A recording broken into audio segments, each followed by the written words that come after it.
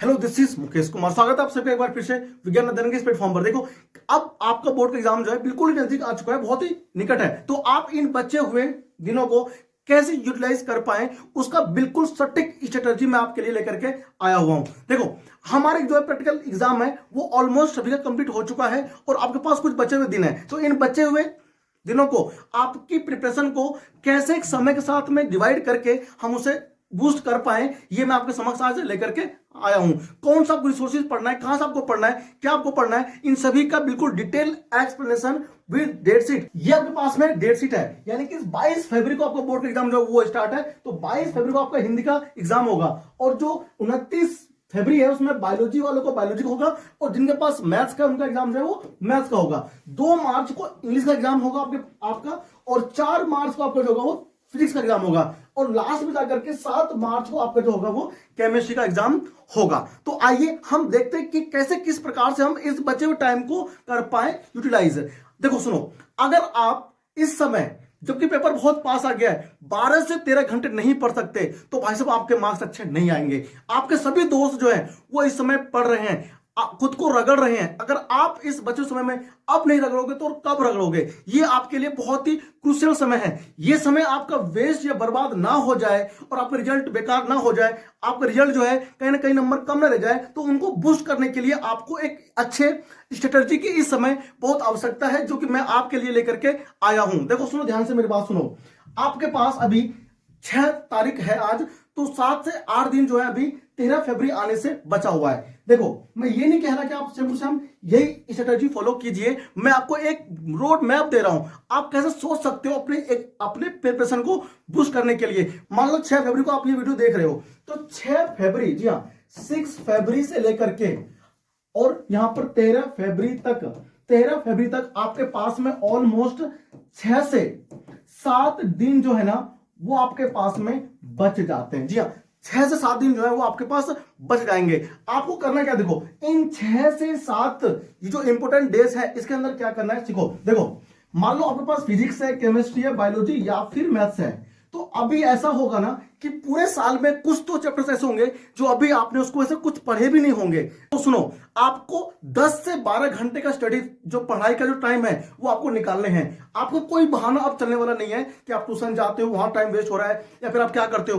कुछ नहीं सुनने वाले हैं हम, ठीक है ना। अब आप नहीं पढ़ोगे तो कब पढ़ोगे? तो आपके लिए ना जो ये समय है ना ये बहुत इंपॉर्टेंट है। आपको अब 10 से 12 घंटे पढ़ने ही है, ऑलमोस्ट 13 घंटे पढ़ने ही पढ़ने हैं अगर आपको एक अच्छे स्कोर की तरफ बढ़ना है और आपको कुछ अचीव करना है, अपने रिजल्ट को बूस्ट करना है। तो ठीक है, देखो मान लो फिजिक्स में आपके 2 या 3 अभी नहीं हुए हैं चैप्टर्स, तो आप उनको यहां पर कंप्लीट करिए, ये समय आपके पास में कंप्लीट करना ही करना है। अब मान लो केमिस्ट्री है, अगर केमिस्ट्री में मान लो आपको 2 या 3 चैप्टर अभी रह रहे हैं तो आप उसे भी आप कंप्लीट कर सकते हैं। तो अगर आपने बायोलॉजी में कुछ चैप्टर्स अभी कंप्लीट नहीं भी किए हैं तो आप उनको इस 6 से 7 दिन के अंदर जो है ना आप बायोलॉजी में कंप्लीट कर सकते हो। और अगर मैथ्स में अभी भी कोई डाउट है या अभी आपका कोई चैप्टर ऐसा है जो कि कमजोर है या फिर वीक रह गया है, जो आप अभी कर नहीं पाए हैं, तो आप उन्हें भी इस 6 से 7 दिन के अंदर कंप्लीट कर लीजिए, क्योंकि आपके पास रोजाना के 13 से 14 घंटे यानी लगभग 12 घंटे आपको जरूर पढ़ना है, आवश्यक पढ़ना है और इन बचे हुए चैप्टरों को आपको कंप्लीट करना है। ठीक है, अब आइए बढ़ते हैं अपने डेट शीट की तरफ। ठीक है, तो यहां पर बात करने वाले किसकी?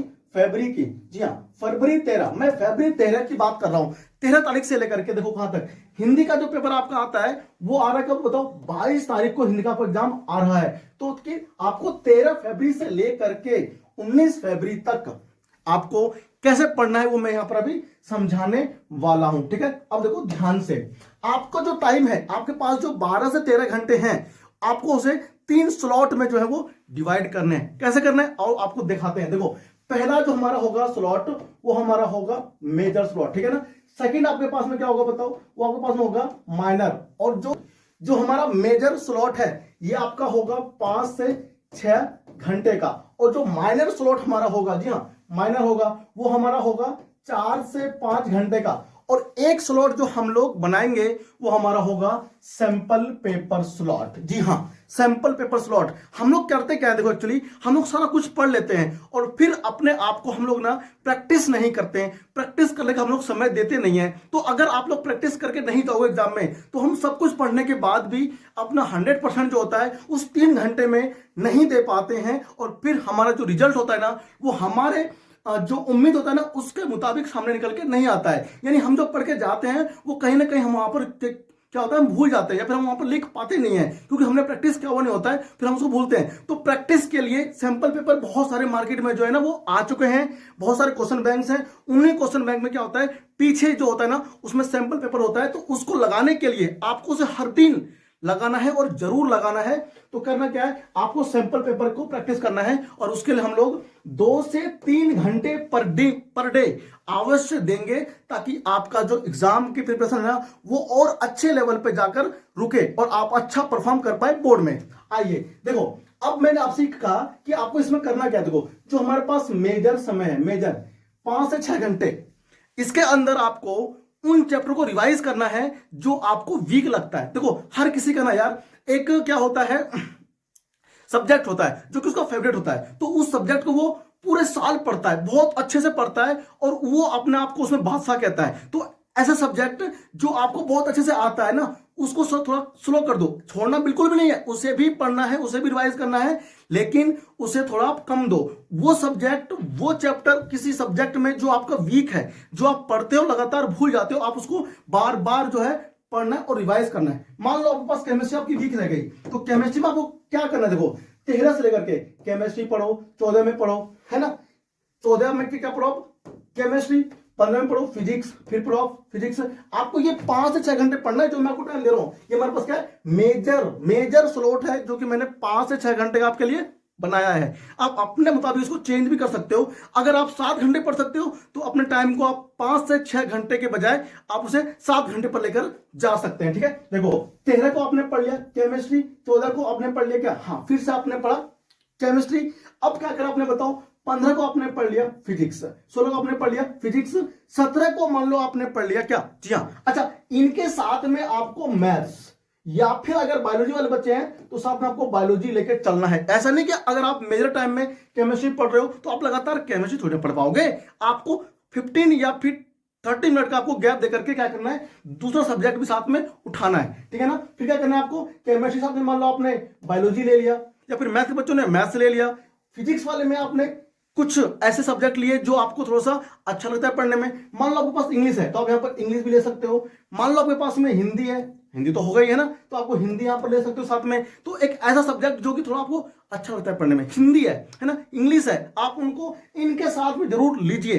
अगर आप मान लो 3 घंटे कंटिन्यू केमिस्ट्री पढ़ रहे हो तो 3 घंटे के बाद में अगर आप 30 मिनट्स का गैप देकर के फिर आप हिंदी उठा लो, आप फिर इंग्लिश को उठा लो, तो क्या होगा उससे कि आपकी जो मेन सब्जेक्ट जो वीक वाली है वो भी स्ट्रांग होगा और साथ में आपके पास जो है हिंदी और जो इंग्लिश है उसके लिए आपको अलग से समय दिन में नहीं देना पड़ेगा, है ना। आप यहीं पर ही जो आपका जो मेजर स्लॉट है उसमें क्लियर होता जाएगा, ठीक है ना। अब देखो, अब यहां पर मान लो जो 17 तारीख में आपने मान लो बायोलॉजी पढ़ लिया, ठीक है ना, या फिर कोई बच्चा उसके पास मैथ, तो उसने मैथ पढ़ लिया, तो आप ये मैथ और बायोलॉजी के साथ में बच्चा यहां पर जो है अपना दूसरा सब्जेक्ट है ना, मान लो फिजिक्स हो गया, भाई उसको उठा लिया, है ना।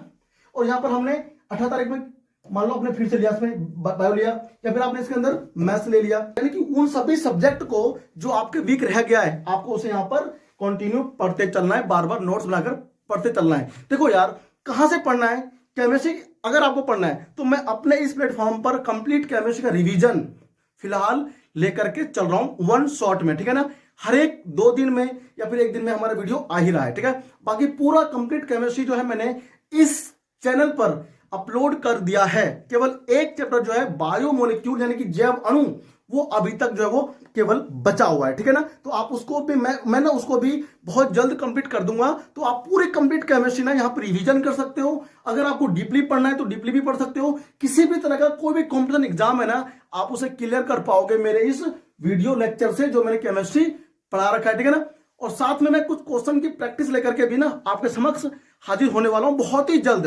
आपकी फुल कंप्लीट तैयारी जो है केमिस्ट्री की वो यहां पर होने वाला है, आपको चिंता करने की कोई भी आवश्यकता नहीं है। बाकी बच्चा क्या बताओ, फिजिक्स आप देखो यार, यूट्यूब पे ना एक से एक चैनल पड़े हुए हैं पढ़ाने के लिए। आप जो आपके पास 4 to 5 आवर की जो माइनर टाइम स्लॉट है उसमें आपको सभी चैप्टर्स को, सभी सुनो फिर से, वो चैप्टर्स जो आपने पढ़ लिए हैं उन्हें रिवाइज करना है 3 से 4, यानी कि हम लोग मेजर आवर में उन चैप्टरों को पढ़ेंगे जो हमारा पहले कंप्लीट नहीं हुआ है या बच गया है या फिर उसको ज्यादा रिवीजन की आवश्यकता है। और जो माइनर टाइम है उसमें हम सभी चैप्टरों को वापस से रिवाइज करेंगे। आप यहां पर एक बार देखिए ध्यान से कि हमारे पास जो बायोलॉजी के बाद में जो इंग्लिश है ना, तो केवल एक ही गैप है, यानी कि 1 तारीख को हमारे पास छुट्टी होगा और 2 इसका पेपर होगा आपका 2 को, तो आपके पास टाइम नहीं है। अब ये जो इंग्लिश का पेपर में जो टाइम नहीं है आप उसे कहां करोगे यूटिलाइज? देखो आपको इन समय में मेजर टाइम के अंदर आपको इंग्लिश जो है ना वो निपटा देना है।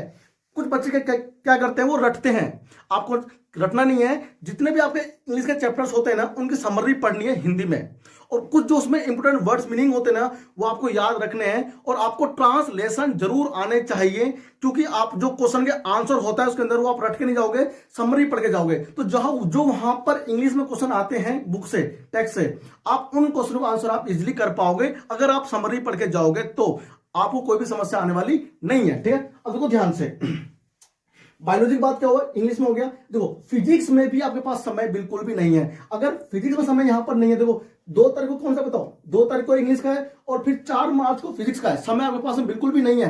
तो ये जो समय है फिजिक्स वाला वो आप लोग देखो हिंदी के पेपर के बाद में 29 तारीख को है। तो आप मान लो मैथ्स और बायोलॉजी है, कुछ बच्चे क्या करते हैं पूरे साल मैथ्स पढ़ते हैं, तो पूरे साल में जब पढ़ते हैं मैथ्स तो उनकी मैथ्स ना अच्छी होती है। कुछ बच्चे बायोलॉजी वाले होंगे जो कि उनको ना थोड़ा सा ना समस्या आती है उनको याद रखने में, क्योंकि हमें ना जो फैक्ट होता है बायोलॉजी के अंदर ना वो हमें बहुत रिमेंबर करने पड़ते हैं। कुछ ऐसे टर्म होते हैं जो हमें लिख लिख के याद करने पड़ते हैं, तो वो आपको याद करने पड़ेंगे। तो जो बायोलॉजी वाले बच्चे हैं ना, देखो वो तो इन समय में मान लो आपने लास्ट के देखो 25 तारीख से लेकर के, जी 25 से लेकर के 28 तक आपको बायोलॉजी पढ़ने, अगर बच्चे बायोलॉजी के हैं तो ठीक है ना। और अगर बच्चे मैथ्स के हैं तो देखो बच्चे मैथ्स के पूरे साल तो प्रैक्टिस करते ही हैं, और अधिकतर बच्चों को मैथ्स क्या होता है अच्छा होता है। जिन बच्चों को मैथ्स वीक है ना वो क्या करेंगे इस समय में, भाई ऐसा तो है नहीं कि उनके सारे विषय ही वीक होंगे, कुछ अच्छे भी होंगे। तो मान लो जो बच्चे मैथ्स के हैं तो इन खाली समय में जो मेजर समय है इसमें उनको मैथ्स का प्रैक्टिस अधिक से अधिक करना है, क्योंकि आपके पास तो यहाँ पर छुट्टियां भी है मैथ्स के लिए, लेकिन आपको यहाँ पे करना है। तो मैथ्स के बच्चे इन सभी टाइम के अंदर मैथ्स प्रैक्टिस कर लेंगे, और साथ में हम कुछ समय जो है ना वो फिजिक्स का लेकर के भी बैठेंगे अपने रिवीजन टाइम में। तो फिजिक्स प्लस मैथ्स आपको कंटिन्यू इस समय में लेकर के आपको चलना है, ठीक है ना। क्योंकि देखो भाई फिजिक्स में हमारे पास छुट्टियां नहीं है, ठीक है। इंग्लिश की बात हम लोग भी कर चुके हैं, फिजिक्स की बात हो गया। अब देखो यानी कि 5 मार्च से लेकर के 6 मार्च, 5 और 6 मार्च को 2 छुट्टियां आपकी रहेगी, किसमें, केमिस्ट्री में। तो इन दोनों तारीख में आपको करना क्या, सुनो, आपके पास सब पेपर तो एंड हो चुके होंगे, तो आपको पूरे दिन केमिस्ट्री जरूर रगड़ने हैं। जो भी डाउट्स होगा आप उसे पोस्ट कीजिए, मैं आपको शॉर्ट वीडियो के माध्यम से आपको मैं प्रयास करता रहूंगा, ठीक है। देखो अब हमारे पास तो सैंपल पेपर स्लॉट, जी हाँ सैंपल पेपर स्लॉट 2 से 3 घंटे, जी हाँ 3 घंटे का आप टाइम टेबल के हिसाब से फिक्स करके जो आपका टाइम है उसी पेपर के टाइम पे, जिस समय पर आपका बोर्ड का एग्जाम होगा ना उसी बोर्ड के एग्जाम के टाइम पर आपको जो सैंपल पेपर्स होते हैं उन्हें अवश्य सॉल्व करने हैं, ठीक है ना। तो बिना सैंपल पेपर सॉल्व करे बिल्कुल भी ना जाएं, वहां पर कंफ्यूजन होता है, बच्चे आंसर लिख नहीं पाते हैं। तो आपको सैंपल पेपर जो है वो जरूर सॉल्व करने हैं अपने इस टाइम में, ठीक है ना। तो आप पढ़ते रहें, और इस तरह के जो मैंने आपके लिए जो मैंने टाइम स्लॉट यहाँ पर बना करके दिया है ना इसको अपनाएं। या फिर आपको तो मैं ये नहीं कह रहा कि बिल्कुल ठीक हो सकता है, आप अपने अनुसार अपने हिसाब से ना इसको एडजस्ट भी कर सकते हैं, लेकिन आप कैसे एक थिंकिंग लाए माइंड में, कैसे आपको सोचना है वो मैंने यहाँ पर आपके लिए ला करके दिया, ठीक है ना। तो आप अपने टाइम को ना आज से ही 3 स्लॉट में जरूर बांट लें, मेजर, माइनर और सैंपल पेपर प्रैक्टिस स्लॉट, है ना। आपको इसमें जरूर सॉल्व करने हैं। क्या एक बार फिर से सुन लो, मेजर में आपको 5 से 6 घंटे पढ़ने हैं, माइनर में आपको 4 से 5 घंटे पढ़ने हैं, और जो स्लॉट है ना कम से कम एक सैंपल पेपर आप जरूर सॉल्व करें, अगर आप 2 ना कर पाए तो, ठीक है ना। तो इस तरह से अगर आप पढ़ते हैं तो आई होप क्या होगा कि आपका जो रिजल्ट है ना वो अवश्य इंप्रूव होगा, ठीक है ना। तो मैं ऐसा करता हूं कि आपको ये स्ट्रेटजी पसंद आएगा, और आप अभी तक अगर नहीं पढ़ रहे थे तो आपके अंदर एक आग लग गई होगी अंदर, जिससे आप लोग कुछ कर पाए, अपने रिजल्ट को बूस्ट कर पाएंगे, और आपके जो मनोबल है ना वो और बढ़ गया होगा, ठीक है। तो आपसे मिलते हैं एक और लेक्चर में, तब तक जय हिंद जय भारत। अपना बहुत बहुत ख्याल रखें, पेपर आपके सामने है, तो अपनी हेल्थ का, अपने स्वास्थ्य का बहुत बहुत ध्यान रखें। थैंक यू, जय हिंद जय भारत।